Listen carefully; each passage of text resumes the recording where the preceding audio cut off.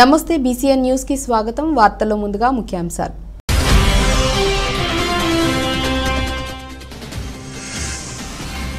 నెదురుమల్లి బంగ్లాలో వెంకటగిరి నియోజకవర్గ వైఎస్ఆర్సీపీ కార్యకర్తల విస్తృత స్థాయి సమావేశం.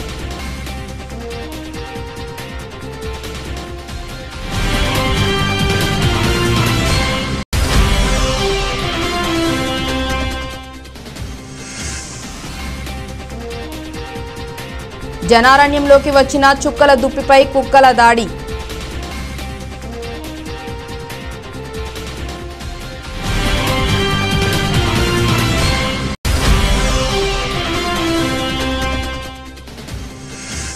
నాయుడుపేట దర్గా సెంటర్లో అర్ధరాత్రి ఓ జ్యువెలరీ షాప్లో చోరీకి పాల్పడిన గుర్తు తెలియని వ్యక్తులు. కేసు నమోదు చేసి దర్యాప్తు ప్రారంభించిన పోలీసులు.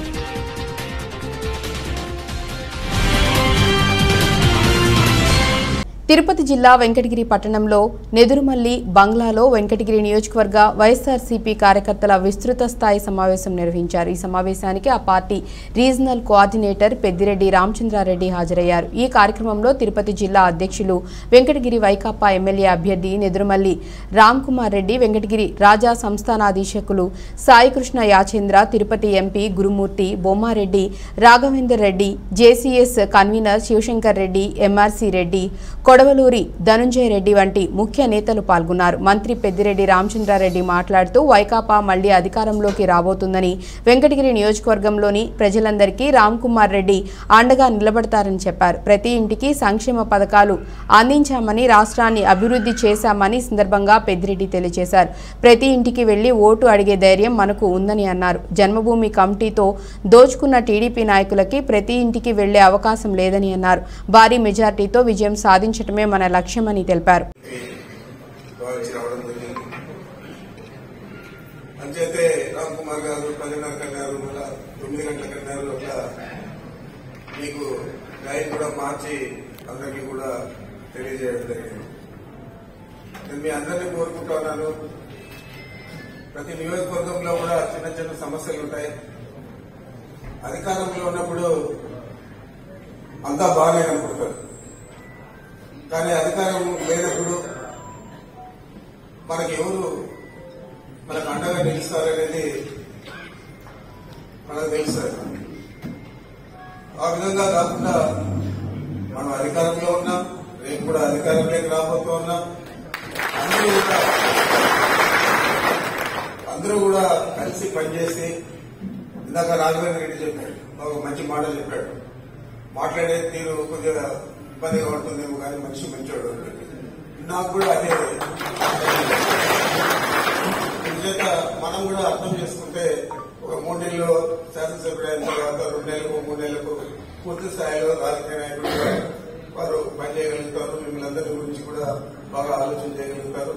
మరి ఏదైనా చిన్న చిన్న ఇబ్బందులు ఉన్నా కూడా మనం కలిసిమెలిసి అందరూ కూడా వైఎస్ఆర్ కాంగ్రెస్ పార్టీని గెలిపించాలా, జగన్మోహన్ రెడ్డి గారిని ముఖ్యమంత్రిగా చేయాలి.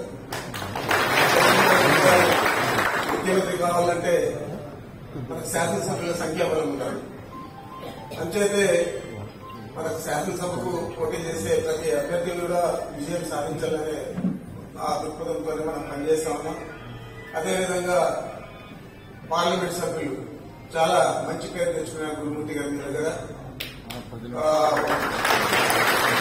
వారి పనితీరు కూడా ఈ తక్కువ కాలంలోనే అందరూ కూడా గుర్తించారు. మరి అలాంటి వ్యక్తి తిరిగి మళ్ళా మీ ముందుకు పార్లమెంటు అభ్యర్థిగా వస్తా ఉన్నారు. సంఖ్యాబలం అక్కడ కూడా ఎక్కువగా ఉంటే పార్లమెంట్ సభ్యులు పార్లమెంట్ లో గానీ ఇతర అధికారులతో గానీ మాట్లాడి మనకు అధిక నిధులు మన రాష్ట్రానికి తెచ్చేదని కానీ, లేదా కేంద్ర ప్రభుత్వం మంజూరు చేసే అభివృద్ధి కార్యక్రమాలు మన రాష్ట్రానికి కూడా తీసుకొచ్చేదానికి అవకాశం ఉంటుంది. కాబట్టి వీళ్ళిద్దరూ గెలవడం వైఎస్ఆర్ కాంగ్రెస్ పార్టీకి చాలా అవసరమని చెప్పి మీ అందరికీ మనం చేస్తా ఉన్నాం. మనం అనేక సంక్షేమ కార్యక్రమాలు చేశాం, అనేక అభివృద్ధి కార్యక్రమాలు చేశాం. అవన్నీ కూడా ప్రతి ఇంటికి పోయి మనం ఓటు అడిగేదానికి అవకాశం కల్పించాడు జగన్మోహన్ రెడ్డి గారు. మనకు ఓటేసారా లేదా అని చూడలేదు. మనం అందరినీ సమంగా చూసి కేవలం పేదరికాన్ని ఫలప్రదంగా తీసుకొని అన్ని సంక్షేమ పథకాలు కూడా అమలు చేశారు. ఈ రోజు తెలుగుదేశం పార్టీ మారిపోతే వాళ్ళకందరికీ కూడా జన్మభూమి కమిటీలు గుర్తొస్తాయి. అక్కడ వాళ్ళు ఆదాపుర పెన్షన్లు ఆదాపుర ఇల్లు ఇచ్చినా కూడా కొంతమందికి ఇచ్చింటారు కాబట్టి ప్రతి ఇంటికి పోయి వాళ్ళు ఓట్లు అడిగే ధైర్యం లేదు. మనమైతే ప్రతి ఒక్కరిని అడగచ్చు. తెలుగుదేశం పార్టీ నాయకుడు కార్యకర్త ఎవరున్నా కూడా వాళ్ళ ఇంటికి కూడా పోయి మనం ఓట్లు అడిగేదానికి ఉంది. ఎంచేతంటే ప్రభుత్వం వివక్ష లేకుండా మీకు అన్ని రకాల జగన్మోహన్ రెడ్డి గారు సహాయకారిగా నిలిచాడు, మరి మీరు మాకు సహాయకారిగా నిలవండి అని చెప్పి అడగడానికి మనకు ఒక అవకాశాన్ని జగన్మోహన్ రెడ్డి గారు కల్పించారు. అంచేత మనం అందరినీ కూడా కలుపుకొని ఎంత మేరకు మనం మెజారిటీ సాధిస్తే అంత పార్లమెంటుకు ఉపయోగపడుతుంది. 7 నియోజకవర్గాల్లో 7 తరహాల్లో ఉంటుంది, అన్ని ఒకే దీంట్లో పెద్ద మెజారిటీలో. అంచేత గత పార్లమెంట్ ఎన్నికల్లో కూడా అప్పుడు కూడా నేనే మొత్తం చూశాను. అప్పుడు మనం ఇక్కడ అత్యధిక మెజారిటీ సాధించాం. మరి రామనారాయణ రెడ్డి గారు వెళ్ళిపోయిన తర్వాత మనం రామ్ కుమార్ రెడ్డి గారిని ఇక్కడ 1 సంవత్సరం ముందే నియమించారు. మరి వారు తిరిగారు, అన్ని చేశారు. కానీ కొంతమంది నిన్నటి దాకా కూడా అభ్యర్థి మాట్లాడారనే ప్రచారం చేసి కొంతమంది అంతా కూడా కూడగట్టుకొని చేయడం జరిగింది. ఇప్పుడు అంతా అయిపోయింది. అభ్యర్థి ఖరారయ్యాడు, ఆయన పోటీ చేశాడు. ఇలాంటి తరుణంలో మనమందరూ కూడా వారిని కూడా రన్నైనా ఇంకా అయిపోయింది, మీ ప్రయత్నాలన్నీ మీరు వచ్చి వైఎస్ఆర్ కాంగ్రెస్ పార్టీని గెలిపిద్దాం రండి అని చెప్పి మీరు కూడా వాళ్ళందరినీ కూడా మోటివేట్ చేయాలని చెప్పి మీ అందరికీ కూడా మనవి చేస్తా ఉన్నా. ఇక ఇక్కడ గెలుపు ప్రధానంగా మనం పనిచేస్తాం. నేను కూడా చాలా పర్యాయాలు అవసరమైన మేరకు ఇక్కడ వచ్చి అన్ని కూడా చూడగలుగుతాను. మీ మండలాలకు కూడా వచ్చి అక్కడ కూడా ఇలాంటి సమావేశాలు ఏర్పాటు చేసి ముఖ్యమైన నాయకులతో కూడా కలిసి పార్టీకి మద్దతు తెలిపే విధంగా నేను కూడా కృషి చేస్తానని చెప్పి మీకు మనవి చేస్తూ, మీరందరూ వాసక గారి నుంచి వైఎస్ఆర్ కాంగ్రెస్ పార్టీకి జగన్మోహన్ రెడ్డి గారిని అత్యధిక మెజారిటీతో గెలిపించాలని చెప్పి పదే పదే కోరుకుంటూ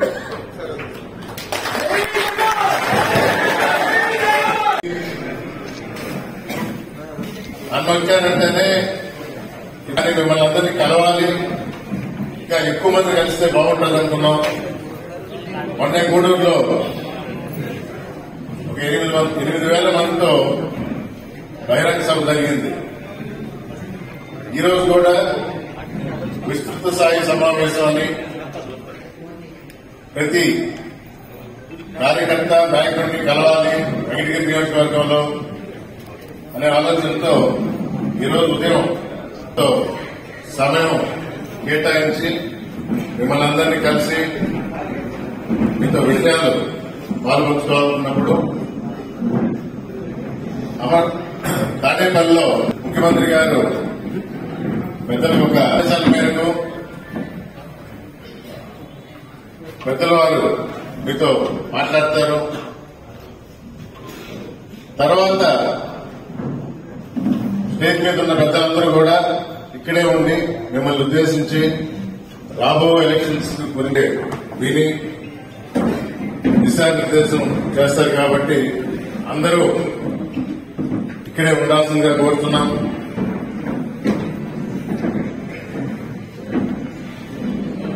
వైఎస్ఆర్ కాంగ్రెస్ పార్టీ వెంకటగిరి నియోజకవర్గ ఎమ్మెల్యే అభ్యర్థిగా జగన్మోహన్ రెడ్డి గారు నన్ను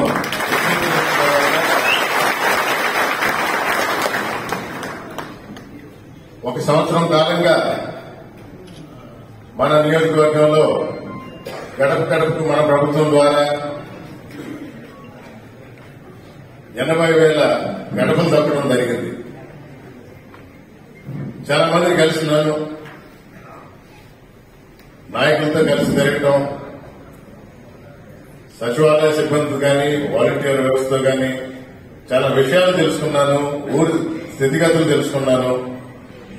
జగన్మోహన్ రెడ్డి గారు సచివాలయానికి 20 లక్షల నుంచి 50 లక్షలు చేసినప్పుడు ఈ ఒక్క సంవత్సరంలోనే అభివృద్ధి అనేది కనబడింది.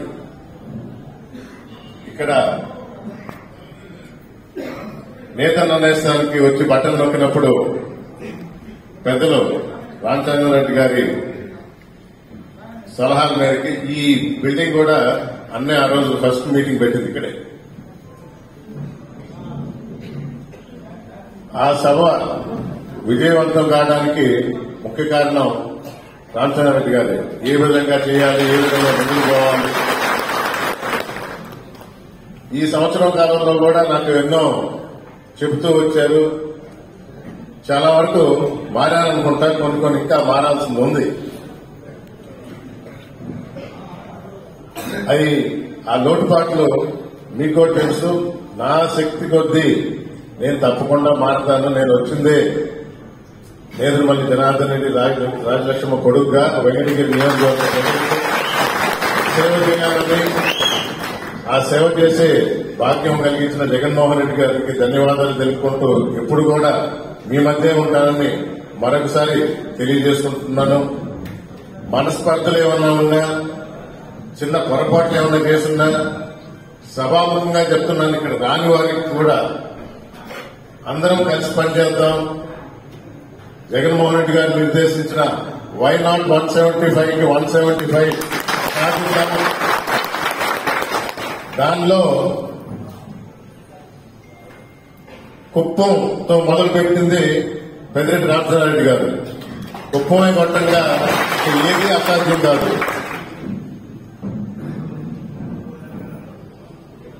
ఆయన ప్రతి ఒక్కరిని కలవకపోయినా, 2 మాటలు చెప్పినా కూడా కొండంత భరోసా. సమయాభావం వల్ల అన్న కొంచెం ముందరే మాట్లాడి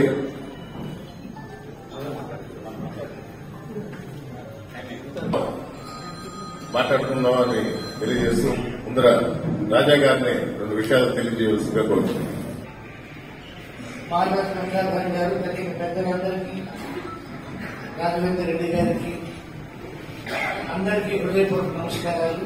తిరుపతి జిల్లా కోట మండలం చెందోడు గ్రామంలోని జనారణ్యంలోకి వచ్చిన చుక్కల దుప్పి కుక్కల దాడితో తీవ్రంగా గాయపడింది. తాగునీటి కోసం గ్రామంలోకి వచ్చిన దుప్పి వెంటపడ్డ ఊర కుక్కలు గాయపరిచాయి. గ్రామస్తులు కుక్కల దాడి నుంచి రక్షించిన దుప్పికి ఆశ్రయం కల్పించి సంబంధిత శాఖ అధికారులకు సమాచారం అందించారు.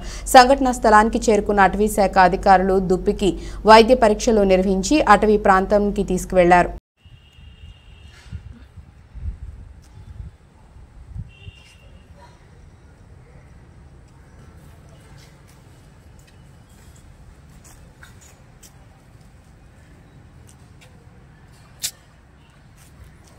వాళ్ళు చేసిన పనికి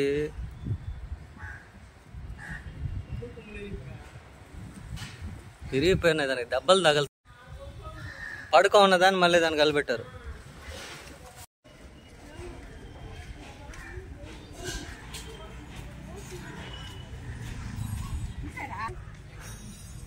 అది తాళ్ళు కట్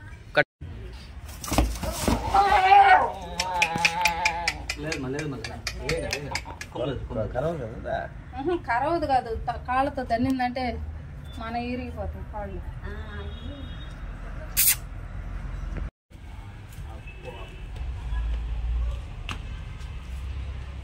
నీళ్లు తాగిస్తేనే ఒక్క కట్టేస్తారు బ్లీడింగ్ మంచినీళ్ళు తాగిస్తా. మంచినీళ్ళు తేపండి, చెంతో తాగిస్తాం. నీళ్లు పెట్టండి, ఒక నీళ్ళు చెంపుతా నీళ్ళు తాగిస్తా. అయ్యే ఉమ్మడి నెల్లూరు జిల్లా నాయుడుపేట దర్గా సెంటర్లో అర్ధరాత్రి ఓ జ్యువెలరీ షాప్లో గుర్తు తెలియని వ్యక్తులు చోరీకి పాల్పడ్డారు. ఇదే ప్రాంతంలో గతంలోనూ పలు చోరీలు జరిగిన విషయం తెలిసిందే.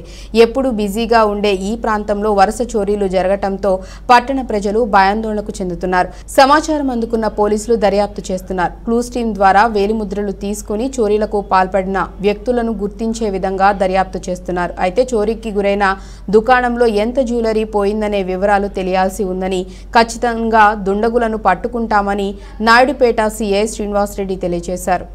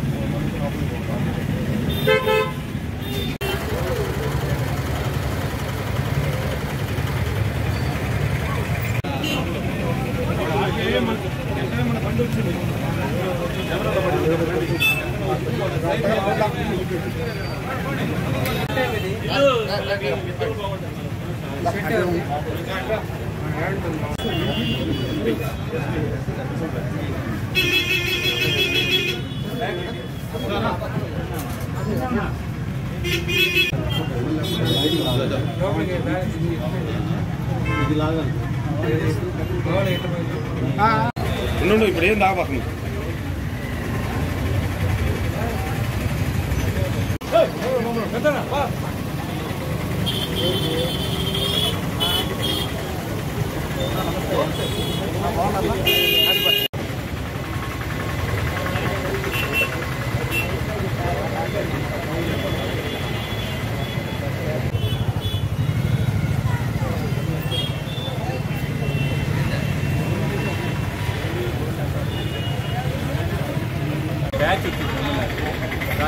తిరుపతి జిల్లా గూడూరు పట్టణంలో 10వ తరగతి పరీక్షలు సోమవారం ప్రశాంత వాతావరణంలో ప్రారంభమయ్యాయి. గూడూరు మున్సిపాలిటీ పరిధిలో 7 పరీక్షా కేంద్రాలు ఏర్పాటు చేశారు. వీటిలో గూడూరు పట్టణ పరిధిలో 6 కేంద్రాలు మరియు చెన్నూరు గ్రామంలో ఒక పరీక్షా కేంద్రాన్ని ఏర్పాటు చేశారు. గూడూరు మున్సిపాలిటీ పరిధిలో 685 మంది బాలురు, 700 మంది బాలికలు, మొత్తం 1385 మంది విద్యార్థులు పరీక్షకు హాజరవుతున్నారు.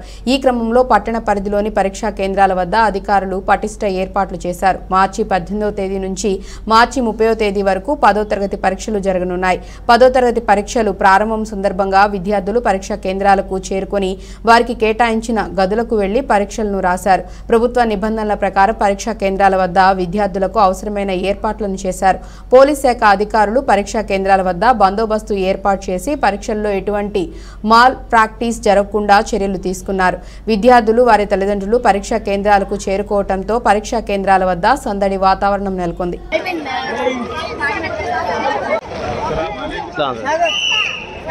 పేరెంట్స్ తరవకపోయినటువంటి ఉపాధ్యాయులు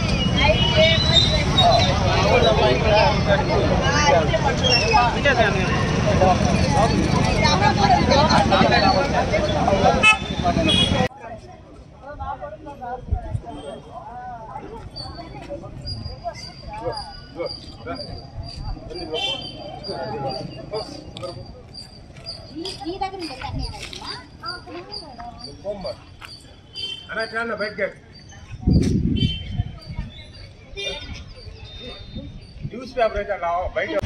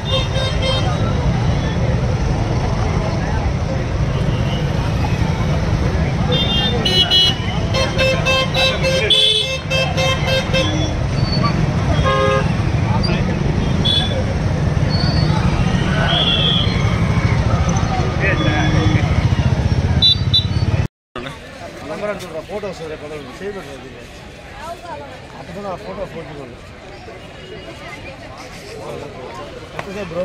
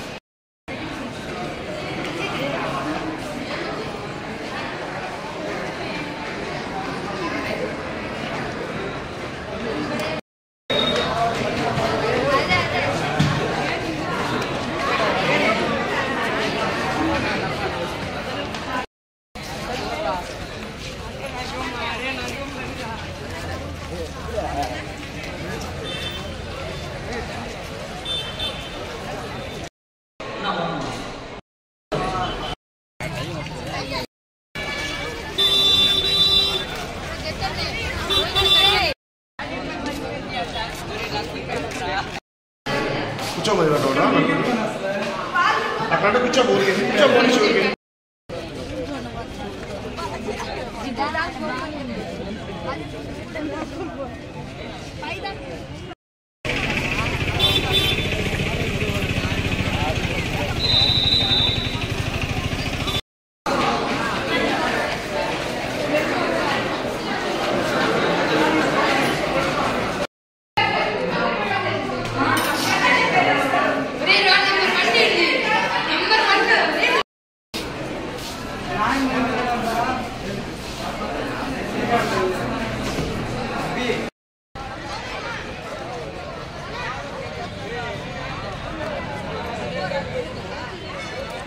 వార్తలు ముగించే ముందు ముఖ్యాంశాలు మరోసారి.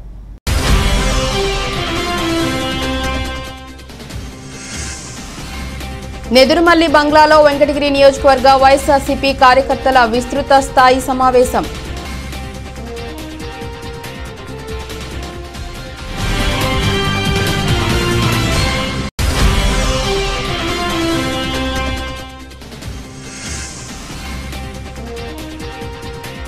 జనారణ్యంలోకి వచ్చిన చుక్కల దుప్పిపై కుక్కల దాడి.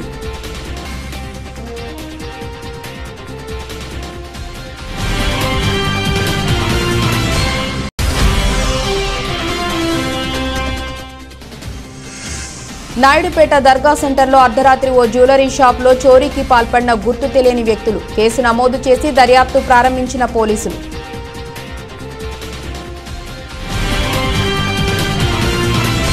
ఇక ఇవి ఇప్పటివరకున్న అప్డేట్స్. నమస్కారం.